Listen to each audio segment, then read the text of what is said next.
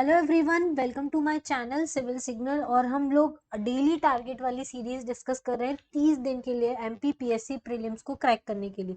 कल हम लोगों ने मैंने एक वीडियो अपलोड किया था 10 मई को, जिसमें हमने डे 1 का टारगेट सेट किया था।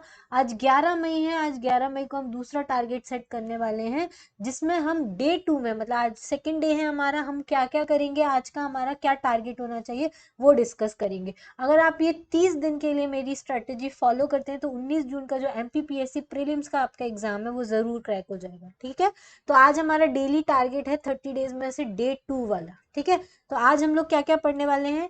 डे 1 में हमने रीऑर्गेनाइजेशन ऑफ एमपी और जियोग्राफी ऑफ एमपी का आधा वाला पार्ट जो है वो खत्म कर लिया था।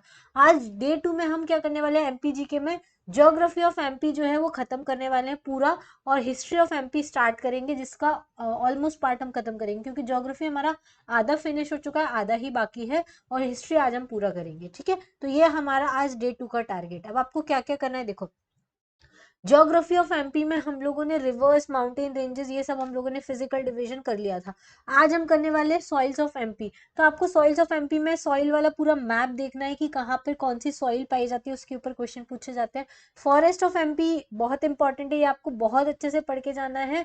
इससे क्वेश्चन बहुत ज्यादा आ सकते हैं कि फॉरेस्ट अभी हमारा कितना कवरेज है फॉरेस्ट का, उसके अलग अलग नए प्रोग्राम कौन कौन से चलाए हैं, फॉरेस्ट का कवर हमारी इंडिया में सबसे ज्यादा किस स्टेट में आता है, तो बहुत सारी चीजें हैं। ठीक है, फिर मिनरल, और इसके अलावा फॉरेस्ट में आपके पास wildlife sanctuary, national park, ये सारे क्वेश्चंस भी आएंगे, तो ये भी आपको फॉरेस्ट ऑफ एमपी में ही देखना है।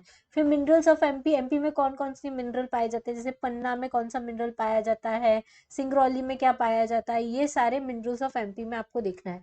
एनर्जी सेक्टर को, मतलब थर्मल एनर्जी प्लांट कितने लगे हुए हैं, रीवा में एक नया प्लांट खुला है हमारे यहाँ पे, वो कौन सा प्लांट है, ये सारे आपको एनर्जी के बारे में पढ़ना है। फिर एग्रीकल्चर के बारे में आपको देखना है।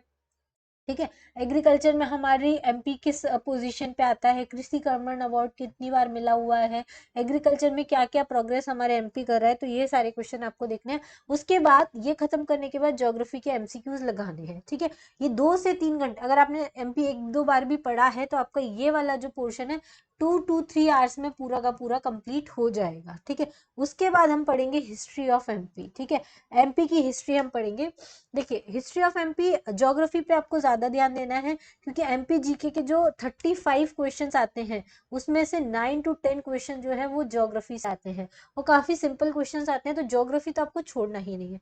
हिस्ट्री ऑफ एमपी आपको पढ़ लेना है, अगर आपने पढ़ी है एक बार ऊपर ऊपर से, क्योंकि ज्यादा क्वेश्चन हिस्ट्री ऑफ एमपी से आउट ऑफ द सिलेबस आए थे लास्ट ईयर, और ज्यादा इसे बहुत अच्छे क्वेश्चंस नहीं आते, तो आपको एक बार देख लेना है, लेकिन बहुत ज्यादा ध्यान नहीं, क्योंकि आपको बेसिक लाइनिंग पता होनी चाहिए, उनसे क्वेश्चंस बन जाते हैं। ठीक है, तो एंशिएंट हिस्ट्री पढ़ना है पहले एमपी की, फिर मिडिबल पढ़ना है, फिर मॉडर्न पढ़ना है, फिर इंडिया की एमपी की रीजनल हिस्ट्री है, मतलब जैसे कि मालवा मालवा रीजन की क्या हिस्ट्री रही है, रीवा रीजन की क्या रही है, फिर ऐसे गढ़ गढ़ गढ़ रीजन जो है ग्वालियर का, उसकी क्या हिस्ट्री रही, ये सब आपको अच्छे से पढ़ना है। एंशिएंट हिस्ट्री में आप क्या पढ़ेंगे, भीमबेटका भोपाल के पास में है, उसका क्या रोल है, और प्री हिस्टोरिक एजेस कौन कौन सी है हमारे यहाँ पे, कौन कौन सी प्लेसेस हैं जो हमको एंशिएंट हिस्ट्री से हमारे बिलोंग करती हैं, जो एमपी में पाई जाती है।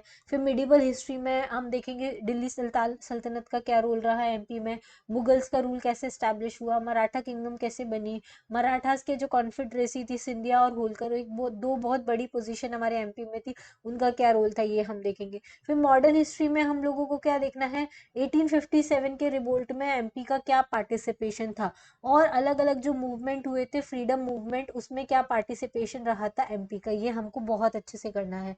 एक चरण पादुका मूवमेंट है। ठीक है, एक त्रिपुरी सेशन जो है वो हमारे कहाँ पर हुआ है, एमपी में हुआ है, ये आपको अच्छे से देख कर जाना है। तो ये सारी चीजें आपको बहुत अच्छे से करनी है। ठीक है, फिर गड़ा कटंगा वाला region, Malwa region, Nimar region, इन सब की रीजनल हिस्ट्री है, वो आपको बहुत अच्छे से देखनी है। ठीक है, इतना ही आपको करना है। इसके बाद एमसीक्यू सॉल्व कर लीजिए, तो आपकी हिस्ट्री ऑफ एमपी जो है वो खत्म हो जाएगी, और आज का जो डेली टारगेट है वो भी हमारा खत्म हो जाएगा।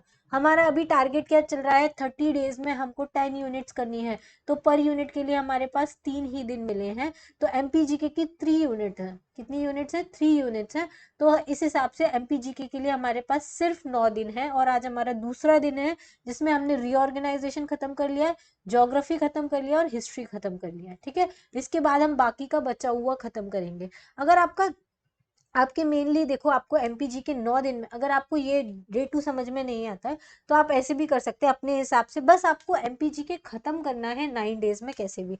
उसमें आप रीऑर्गेनाइजेशन पढ़ेंगे, एमपी की ज्योग्राफी पढ़ेंगे, एमपी की हिस्ट्री पढ़ेंगे, आर्ट एंड कल्चर पढ़ेंगे, जनरल इंट्रोडक्शन पूरा पढ़ेंगे एमपी का, कि कहाँ से कहाँ तक उसका लैटिट्यूडनल एक्सटेंट है, कौन सा स्टेट है जहाँ पे ज़्यादा सेक्स रेशियो है, कौन सा स्टेट है जहाँ की पॉपुलेशन कम है, कौन से नए स्टेट्स बने हुए हैं, ये सारा आपको पढ़ना है।